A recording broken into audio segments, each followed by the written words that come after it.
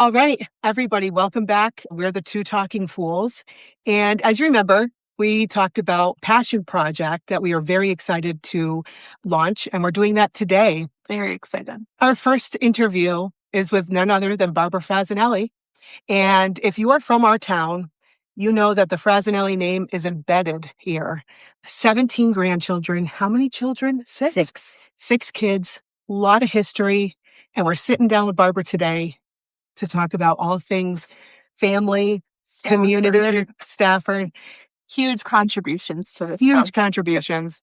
So without further ado, Barbara, welcome. Thank you for being here. Yeah, thank you for having us. It really is an honor to be sitting. I guess I want to start off, Barbara. Can you tell us about the family and how you got here to Stafford? Well, I was born in Maine, 3 miles from Canada, and my dad was looking for work, and Pratt & Whitney was hiring at that time. So we moved down here to Stafford Springs. We bought a house, and that was my beginning introduction to the Frassinellis. Before I knew my husband, I knew his grandmother, his father, just because his father drove the bus that picked me up and took me to school. And his grandmother lived, just across the street from us. And so before I knew him, and we moved here, as I said, because we needed the work. So I know a lot of people from Maine came down for work at that time. Yes. Many parts of Maine. So you were up in the county. Way 3 miles from Canada. Wow, 0. I was born in Presque Isle. So you knew the Frassinellis. You came down to Stafford. When did you meet your husband? When did you marry your husband, I should say? In 1960, January 2nd, 1960. Yeah. Wow. But we had gone to school together. He was 2 years ahead of me. It was Witt School. Yep. Was our high school. Yep. And it had 7th and 8th grade. And when I came down, I was in 7th grade. And he was in the high school part. And when they punished them, they'd send them down to the 7th and 8th grade. and the kids that I was with knew that I thought he was kind of huge. and he hated it, of course, So. But yeah, and then the group of us in high school, because mostly that's where I hung out with the high school kids. We were, like not cliques, but groups that would go, like for the weekend, we'd go to somebody's house, listen to music, dance, and that kind of thing. And he was always with someone else, and I was with, his friends. Yeah. That's how it happened. Yeah. I love that. Now, obviously, you guys had met at the Witt School, which I absolutely love. I remember going to the Witt School back in the day and painting it before they had closed it, which is really sad. Tell us a little bit about what it's meant to raise 6 kids here in Stafford.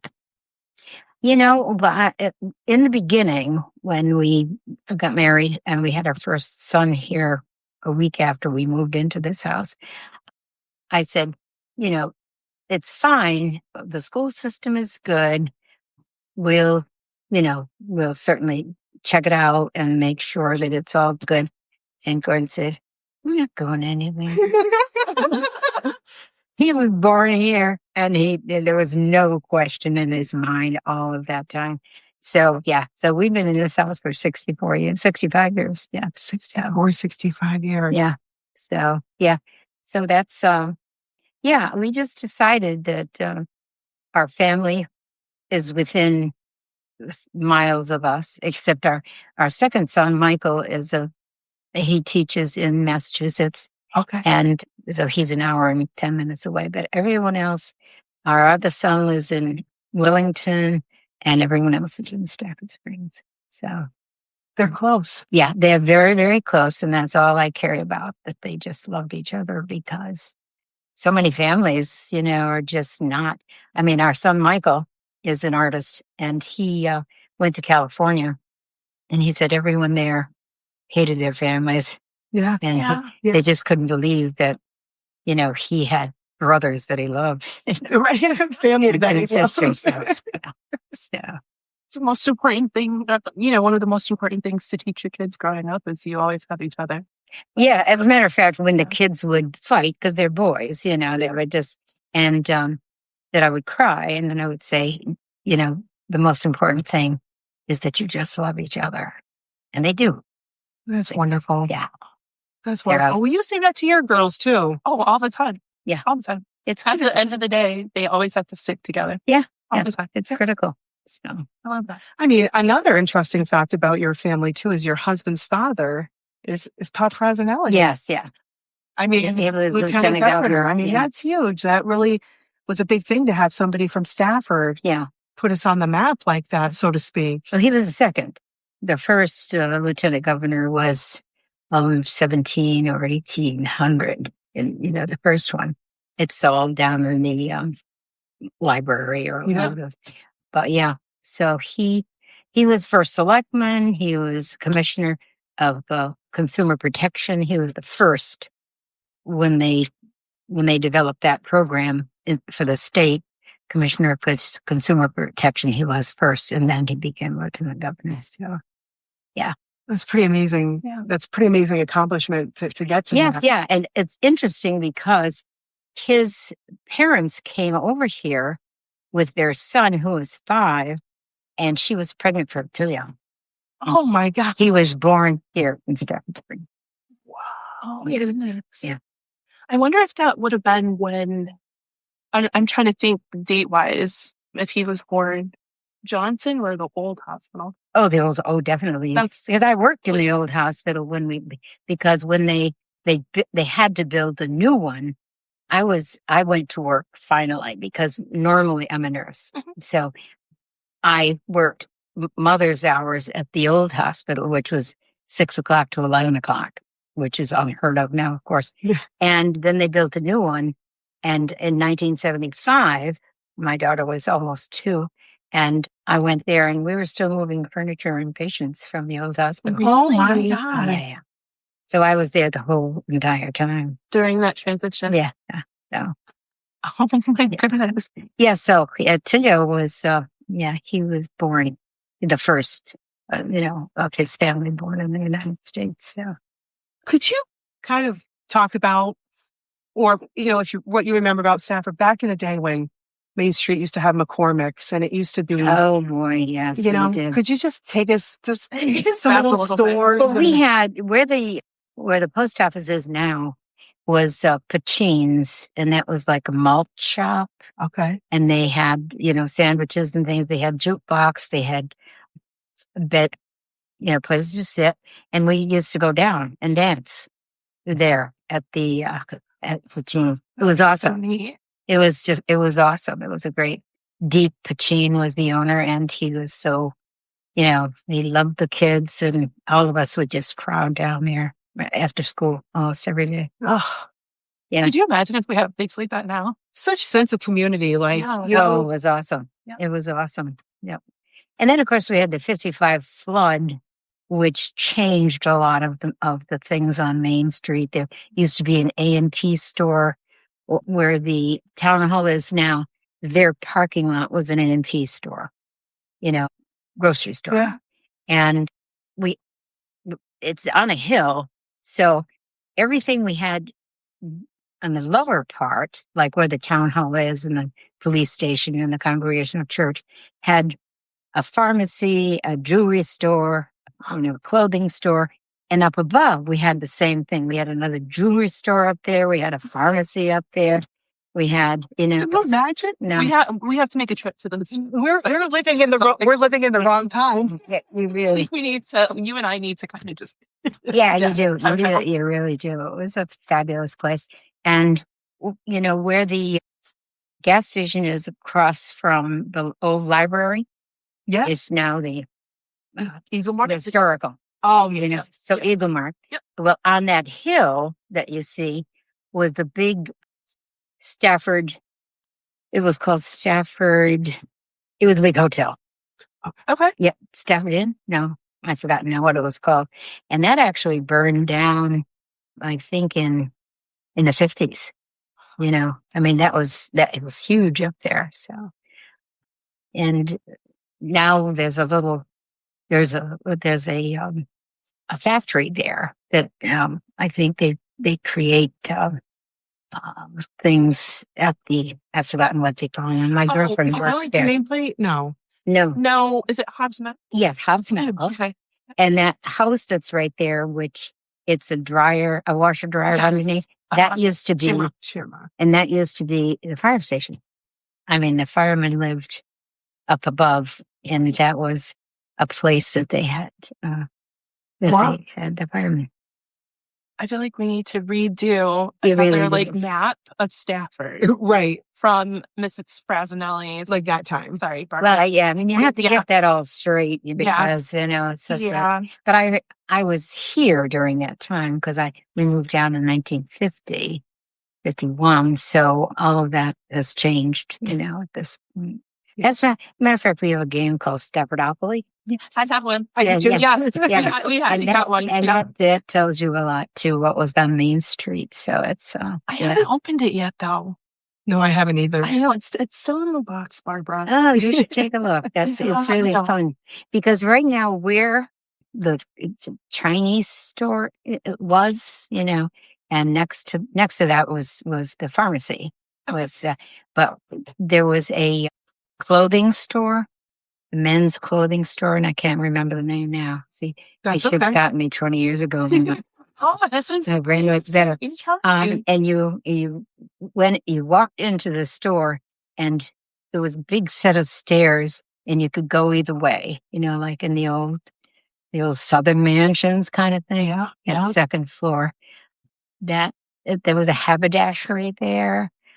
There was a Jewish man down the road. No, yeah, Irwin McPollins, right next to the church. Irwin Pollins had a dress shop. Okay. And let's see, I think, the National, 5 and 10. Oh, the National was right there next to that. Yep. This is so sad. It is. I think we missed out a lot. Yeah. It really was. It really was awesome. Yeah. And I worked up in the pharmacy. It was up higher, was an old pharmacist, and I've forgotten his name now too. When I was going to high school, he had a counter, that could serve milkshakes and stuff like that. So I worked there and we had here we go. This is exactly what it's meant for. And I worked also. I had a job in G Fox, Hartford, and Brown Thompson's. And I used to take a bus from Stafford Springs. They had a bus then, would take us to Hartford. Really? Yeah. And I would go there, and I went to the place that I loved. I spent a lot of time there. I'll think of it in a minute. And I worked, like I said, I worked in Hartford. And wow. Yeah. Part-time. So I have to think a bus went from Stafford to Hartford at that time. It did. That's pretty amazing. It was awesome. Yeah, because none of us really drove, I mean, we drove, but we didn't have cars, so yeah. And I walked a lot too. We moved a couple of places in Stafford Springs from that house. Unfortunately, my father trusted the landlord or the guy he bought the house from. And when he died, his son took over, and my father didn't. It was a handshake thing, and he didn't keep all receipts or anything like that. So we lost that house. So he had to move from there. And then at one point, we lived across the street from the West Stafford School in Hanson's, up over Hanson's garage there. They had an apartment, and we lived there for a while. That's actually when I started going to nursing school. So, and then my parents moved out of town to Hazardville and then Weathersfield, and Wow. But yeah, your parents, from place to place. Yeah. Looking. Well, he worked in the same place, but we were looking always because she took in foster kids, and we didn't have enough kids of our own. Of course, I was in high school, and I was like, we need to take foster kids besides, So I was not sweet, I understand my mom was a foster parent. Is that? Yep. Yeah. And when I was in high school. Yeah. It was, and they were sweet too. Yeah. Louie and Eddie. I remember them so well. Yeah. Yeah, they're very sweet kids. I mean, we spent more money on them than you ever earned. You know what I mean? Right, for what you get. No. If you're doing it for the right reasons, then yes. Yeah, and it's, doing that. It's true. That's what they do. And when we had that house, actually, we had, my parents had friends who either lost his job or no, he didn't lose his job, but he lost his apartment. And so we fixed one of the big rooms in our house and that on West Main Street, and they moved in there with their daughter. So we had that family. We had the foster kids. I was in high school not loving any of it, you know, because I was the baby, oldest of the, I had 5 brothers and big family. Yeah. And my sister was born across from West Stafford School. So she was the 6th one. And, you know, it's all the time I was, you know, not related, but knew the Frassinellis at that point, you know. When we lived in that house, when we first moved there, there's a certain place where you have to take the bus and then you can't take the bus. You know what I mean? Yeah. But Mr. Frassinelli always picked me up, even though I wasn't, you know, I wasn't supposed to be picked up. Right. You know? But we love to walk anyway. I mean, we walked all the time, you know, it's just like, I never cared about, we had one car in our family, of course. Yeah. You know, and never cared about driving at all, ever, you know, walked everywhere. So, yeah. And like I said, we knew his grandmother, Gordon's grandmother, who lived, you know, diagonally across the street. And my mother was always like, you know, when she moved in, she made sure she knew the neighbors and, you know, so yeah, they were good friends. So on his mother's side, we knew her. And then I knew Mr. Frassinelli, the bus company, because he owned the bus company at that point. One thing you brought up is getting to know your neighbors. Oh, things absolutely. like that. That's like a lost art. It is. It is. It is. It Now absolutely you is. move in. I don't know who the new people are in front of me. I'm not even going to sit there and pretend.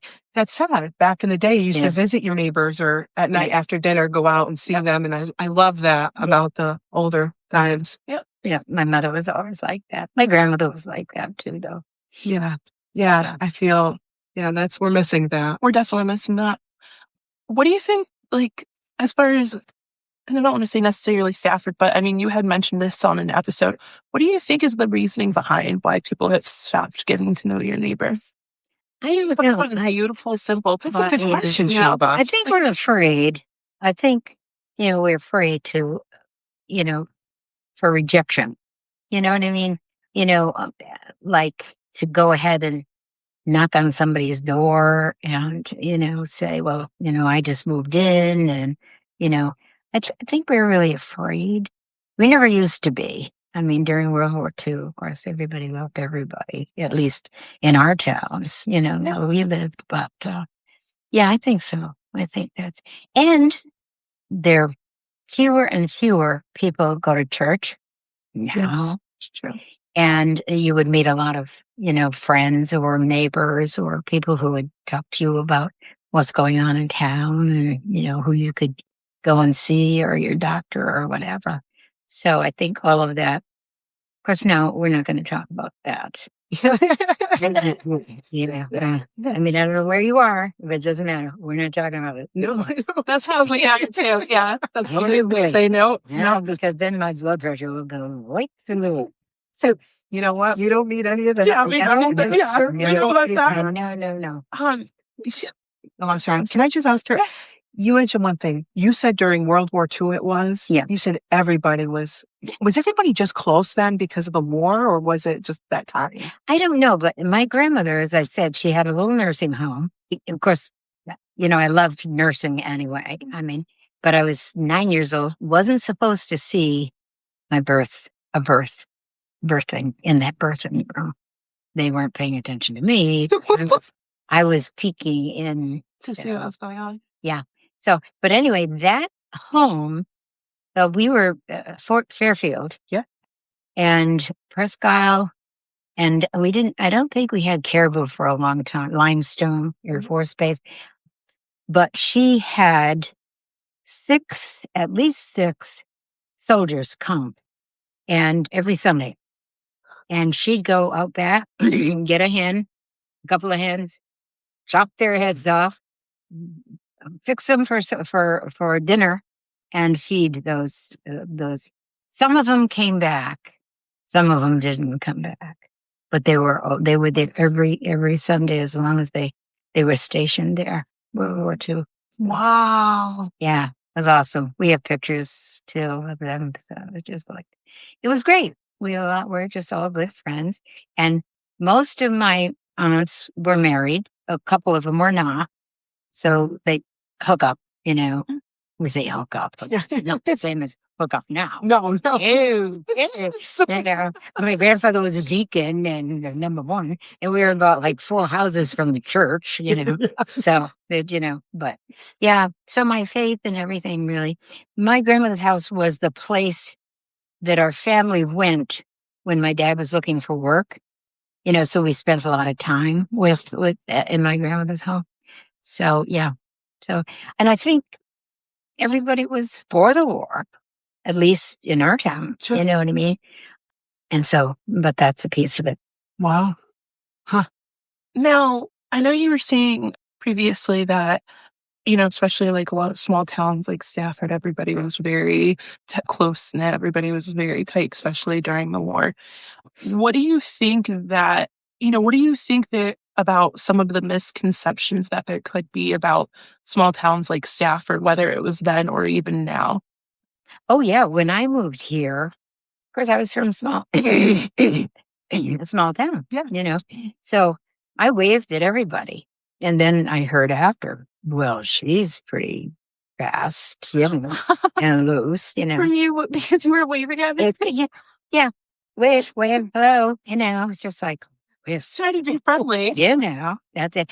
But I can tell you that it was Stafford in some ways, though, because we had friends that, lived next to my in-laws, and she was the family was from New York, and she said, and the son became a policeman and everything, but she said she was never happy here because of the way that people treated her.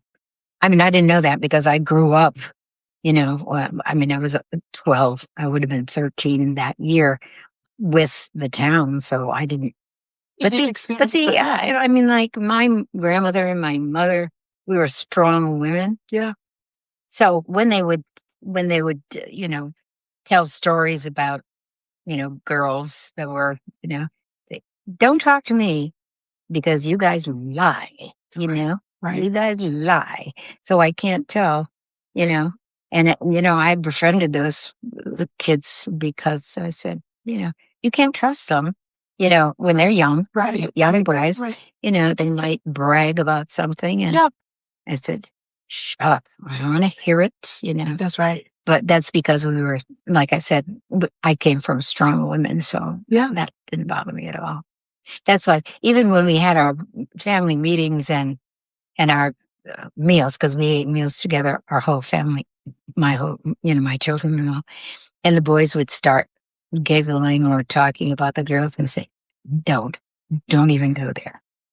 Because, and I would say, because you're beautiful, and they were gorgeous too, you have a responsibility, for standing up for those who are not. You know what I mean? And so I don't want to hear I don't want to hear you talking about any girls at all. And my grandson too, I said, he started dating. He'll be 16 in June. And I said, don't you ever let me hear you say a bad word or allow someone in your company, like one of your buddies, because they like to say things. You don't know if it's true or not. Yeah. You cannot do that because that person may never know that, but it hurts you. Yeah. Because it hurts you. Yeah. Yep. So Yeah. anyway, Yeah. on and on I go. No, I think that's a beautiful lesson to teach Yeah. the kids, Yeah. I think that's wonderful. It was important to me anyway. Of course, my grandmother's, the way like I said, she's very faith-filled. Not sure what that was, but she was very faith-filled, and used to say to me when I started, you know, because I was young, and we went with the kids that were our same age, but she said, "Always say to yourself, wherever you go, say, if Jesus came now, would I be ashamed? Would I be would I want him to find me here in this place?" Yeah. And that was her mantra. I love that. Yeah. Yeah. It's beautiful. Yeah. She was beautiful. So that kind of makes me think of a question that I wanted to ask you regarding how much your family has given to the community, how involved your family has been within the community. What do you what exactly do you think has pushed them to, or not pushed them, but has inspired them to contribute so much to Stafford in a multitude of different ways? You have a son that's doing a phenomenal job as athletic director. You have a son that was first selected. What do you think, inspired them to want to give back to the community that they grew up in? I think because of their father and their grandfather, they were active in politics. They wanted things to be done right. And that was always one thing that the family was concerned about, which kind of bothered me, is like, you have to remember your name. That's important, you know. And I used to say to my husband, the name is fine, but that's not the critical thing. I mean, we need our children to be aware and responsible as adults, not just because their name is Frassinelli, because a lot of people thought we had all kinds of money. I said, hey, you got 6 kids, 3 of them in college at the same time. You think we have any money in the bank? I don't think so. It's true, but they still do.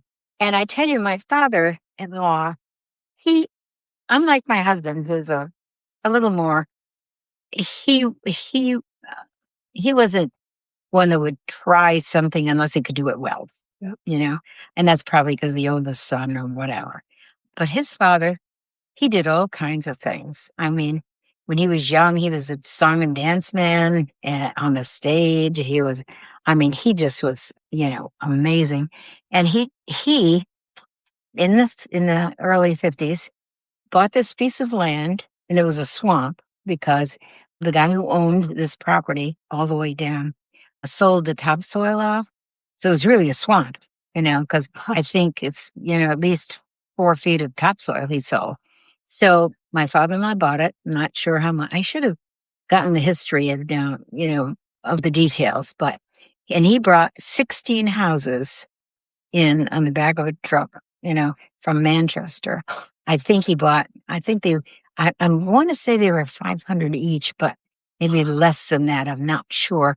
But he put under, cement blocks underneath. And so people thought, oh, it's going to be a dump down there. But then it turned out to be a lovely place. And Yes. I planted the trees at each house, at one point, and it was great. And he called it West. They thought it would be, Fresnelli's Folly or something, and he called it West End Street. And he added. They were really small. The kitchen was very small, so he added on each time so that they would have a bigger kitchen and all.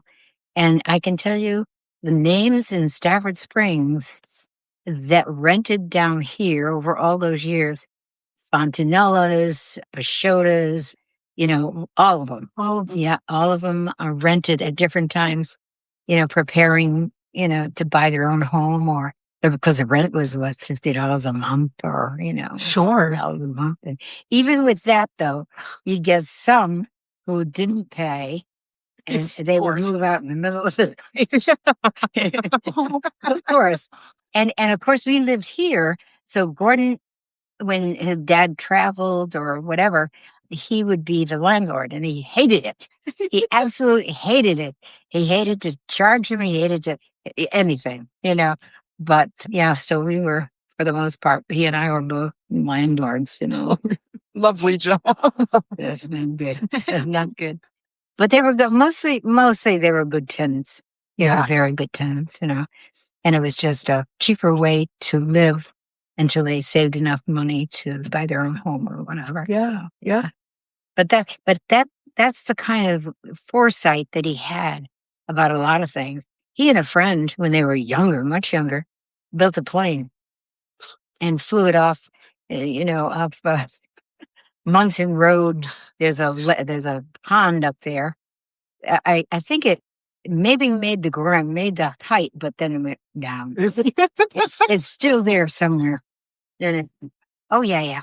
Oh, he would try anything. I tell you. And he and Gordon and his brother David, who lived next door, would be, Tilio would give him buckets of nails and they'd straighten them out. And he would go to the dump. Mr. Frassinelli would go to the dump with one load and come back with two.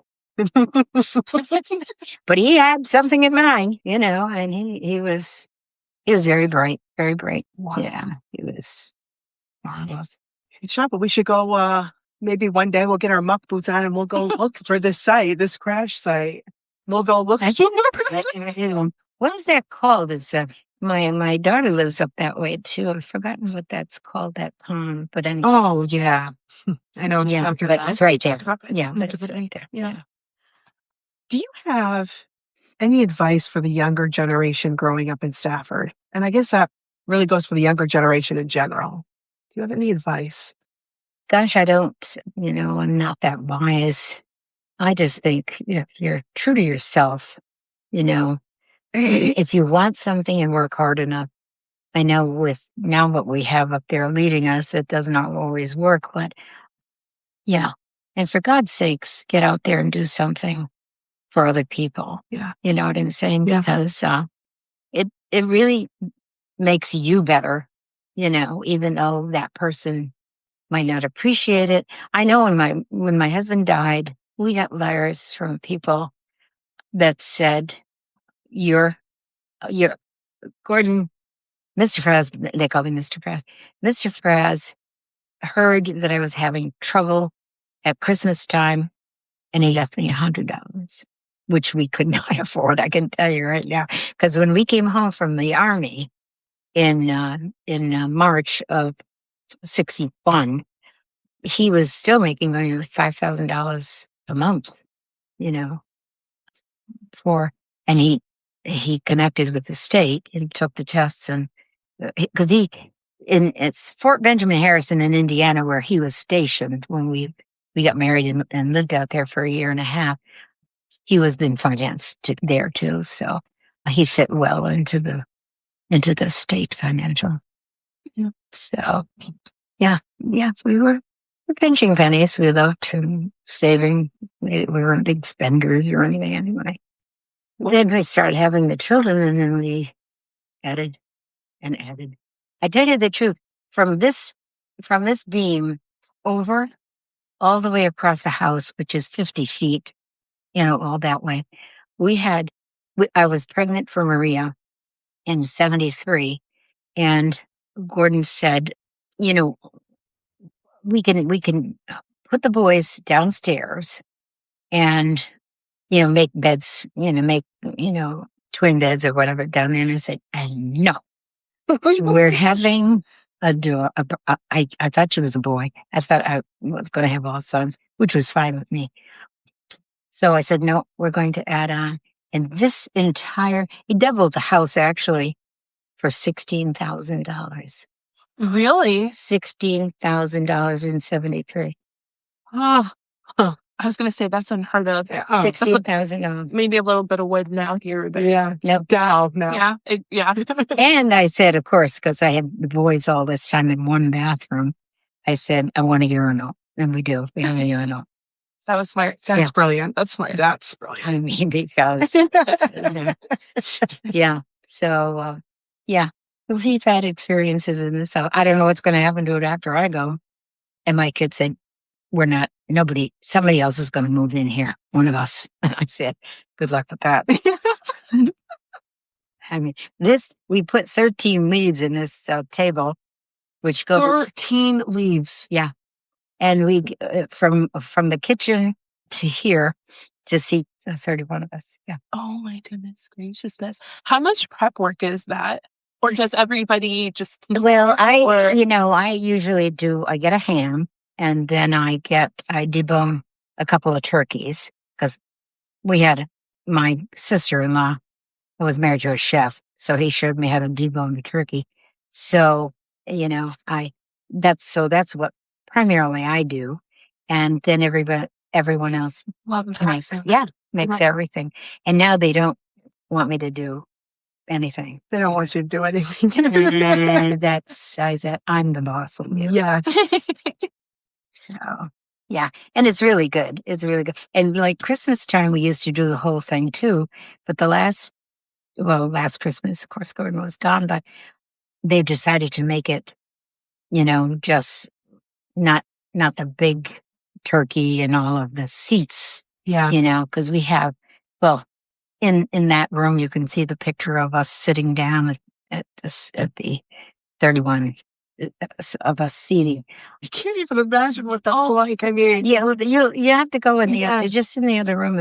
We've got pictures on the door when he was ill for so long. We loved those pictures of us, Yeah. But yeah, there's several pictures of, just like I said, 31. But yeah, and they're all so careful with me. They're all so good, They're also available, Sometimes that's harder because, there's certain things I want to do. Yeah. I know I have restrictions and I'm very careful. I'm 88 and that's stupid, Pretty sharp though. Boy. Pretty sharp 88 though. Well, Yeah. I'll be 89 in 3 months. So Good for you. You're definitely very sharp. well, my grandparents were 95 and 97. Very strong lineage you come from. Strong. Yep. So hopefully, if I'm smart enough to pay attention. Yeah. So. What do you hope if you could give your grandchildren something? What do you hope that you could leave behind as far as like a lesson that you want them to always remember? I think the lessons that they've learned already, are are ingrained, kindness, responsibility, all of those things they do now automatically with strangers as well as, family. Yeah. Family's very important, as always been. And I think, if they just continue doing that's all that's really important to me. That's beautiful. Yeah, it really, and they do. Like I said, they really are. They're so kind, they're door openers. They're, hold my hand when I'm someplace that they think they need, So, I mean, I like to be independent, but I understand how important that is for them as well. So, yeah. I'll tell you, the legacy that you have with your family, you have a wonderful family. I'm blessed to know many of them. And I think they're terrific. And I think your family's wonderful. What a legacy you have to the generations to come that will be here in Stafford or whatever. Absolutely. It's such a strong family, but that's something that you and your husband, and you guys created that. I think we did. And I think the important thing is that I almost think we loved each other to the end, but I think thinking about where I came from and moving to Stafford Springs, it was almost, and the way I became familiar, it's almost predestined kind of thing, because all through high school, I was really, for the most part, off and on dating his friend, and when I graduated, went down to Deke's for jeans with my torch, the book, and I said to him, would you sign my torch? And he wrote this lovely thing. And I said, why didn't you ask me out in high school? And he said, a woman after my own heart. Because you were Jack's girlfriend. And I said, and not all the time.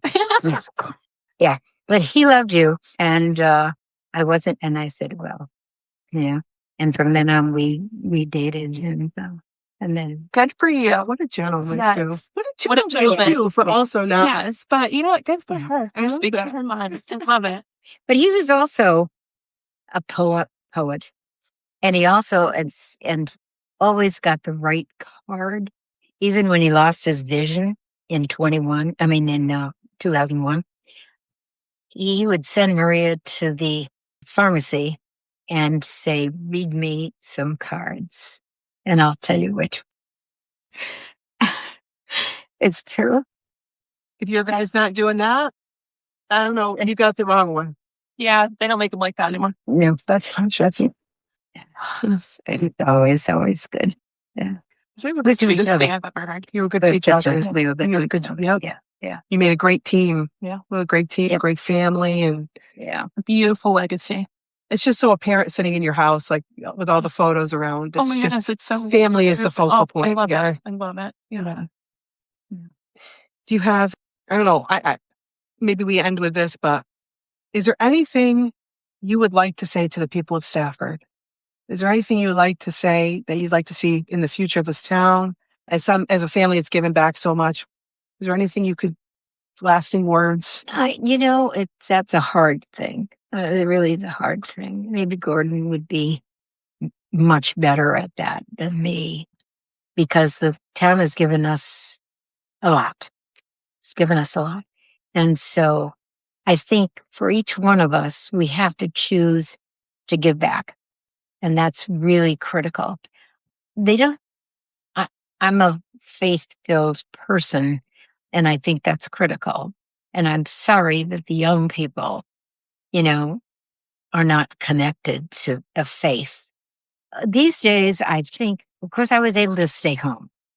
I mean, I worked like part-time nursing, Yes. but I was always able to be home. And I think that's critical. I'm sorry, because so many kids now, and for many years actually, have been brought up by the television. Yep. And now they're phones. I agree. Absolutely. Social media have just killed us. Yep. It really, really killed us. I'm glad to see now, and John's with the education department. So they're taking the phones, and it's funny because the kids say it's a good thing. I hear him. Yeah. Yeah. But if a mother had said you can't use your phone, that would be different. But as long as everyone else is doing it, That's fine. it's good. That's right. And they were talking, and they were Communicating. They know how to communicate with each other. Yeah, That's right. and I think that's the most important thing: communication and kindness. Yeah. You just really, if you cannot be kind to yourself, you can't be kind to anyone else. But you need to know that. But I think families so easily quit on each other. You know what I mean? Yes. They do. They quit on each other. Divorce is like, get married and then 2 years, I can always leave it. Right. No commitment. No commitment. No nothing. No. So that's kind of. So I don't have any big questions to give to anybody, but I can tell you right now, it's really is important.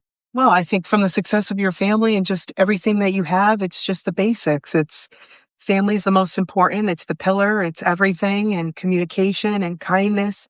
And loving each other. The parents, if they love each other, that I believe is always available or visible to the children. Absolutely. You know what I'm saying? Absolutely. But if you don't have that, that's tough. And now grandparents, which I feel are critical. I mean, they're really important. My kids have grown. I've brought those up. I've done my work, and now I'm going to travel, or I'm going to do this. How satisfying is that? I mean, I'm sorry. That does not sound to me like a good thing. I know a lot of people like that some people can travel and that fulfills them, but some people just rather be with their family. They don't need to travel for that happiness inside. It's just amazing. It's amazing. But I think we go back again to the faith. Yeah. Now I've started going to the Methodist church because it's warm and welcoming, and they're preaching the gospel the way I grew up learning it. And the Catholic Church is like 20 minutes, and, it's a rote kind of thing with the present priest. We've had some good priests. Yeah. So, but that to me does not, that's why there's no young people there. Yeah. I mean, these people, It's true. It's true. It is. I mean, that's why when we took all of our kids to church, and I would make sure that Gordon doesn't punish them for making noise, because I didn't want them to hate Right. the church, Right. and so, but they were always, pretty good anyway, knowing that he was right there, but yeah, that's really important, I think. Yeah. It is very important. Yeah. Absolutely. I love that. Well, Shamba, do you have anything else you'd like to ask Barbara? I mean, we've covered it all. I feel like it's just a humbling experience to be sitting with you. Oh, Barbara. you're so sweet. Thank you. That's so thanks. I tell you, Beautiful, beautiful family story. Absolutely. Yeah. Beautiful story. Thank you for being comfortable enough to share it with us. I know. I mean, to be our first one. To be our first one in partaking of this passion project. This is what it's all about, is getting to know, right. these people that are, huge part of, what makes Stafford great. So thank you very much. Well, you said something before we got recording about Mr. Dutton, Bruce Dutton, and let's just say 10 years ago, and this is for anybody listening as well, is we did a segment with him where we did videos, and we would go all different parts of town, up to John Julian Memorial up there and everywhere. We would talk about the history, and those are still on YouTube today. I saw that. I love 16 years later, people can still see Mr. Dutton. Yep, I watched that one. Right. So that there is part of why we want to do this here. I could not have expected to do this. This is exactly what I envisioned. Sitting around the kitchen table, just talking. That's what I want. Like, this was the best thing, the first episode. Well, I mean, things like our oldest son, has Parkinson's, and he was diagnosed at age 45. And Mr. Dutton was a friend of his. And when he heard that someone in town had a diagnosis of Parkinson's, he went to visit them. He does that always. Now, he had a little stroke in August, which affected only his eyes, but he can't drive. But he was always there for anyone who had just been diagnosed with the Parkinson's. That's true. Yeah, because that's the way they were built. Yeah, that's right. So they were just so good. That's right. And I was a nurse at the hospital for nearly 30 years, and I was the only one the last one especially, that wore the hat. Oh my God. Oh, yes. So when they had, I retired because Gordon lost his vision in 2001. But I went to the doctor, who was a good friend of ours, and he and his wife, and everyone wore the hat but me. And my own doctor had to tape his to his head because he's kind of bald. But yeah, so those pictures of all, yeah, I love it. Yeah, so Johnson's been very good to us. Oh, really, really. So I have to ask. This is a little off topic for the podcast, but did you happen to know a Dorothy Danek by any chance, who lived on East Street? She used to work at that hospital too. I was just curious. that name does not sound familiar, but her face might. Yeah, it was. I want to say she was. I don't know if she married and became Tershman, or her maiden name was Tershman, but when she passed, it was Dorothy Danek. I was just curious. That does not. I took my son to PT yesterday, and there was someone in there from Stafford that worked with me too. She said, "I thought I recognized you." all these years. Yeah. And so many of them said, for many years after I retired, they said, "Do you know me?" And I said, "Not without your gown on." And we laugh about it. But yeah, there's so many that, I held the hands of dying patients. Yeah, it was a great experience. Great. And I only worked part-time, like 3 days a week, every the weekend kind. So I was always home, for the children and all. Absolutely. But I didn't, she was almost 2 when I went to work, only a couple days a week.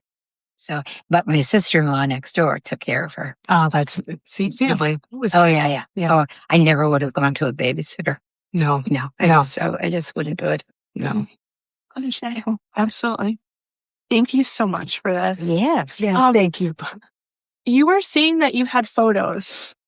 Do we have some time to just like kind of? Yeah, if we could see, I'd love to see the photo of all 31 of you. Yeah. Could we see that photo? Yeah, just I think it's still on the door in yours. Oh my gosh. Yeah. This is Oh my goodness. Look at Oh my goodness. Wow. This is my husband. Wow. That's impressive. I took a love. Wow. Oh, look at him. He's so sweet.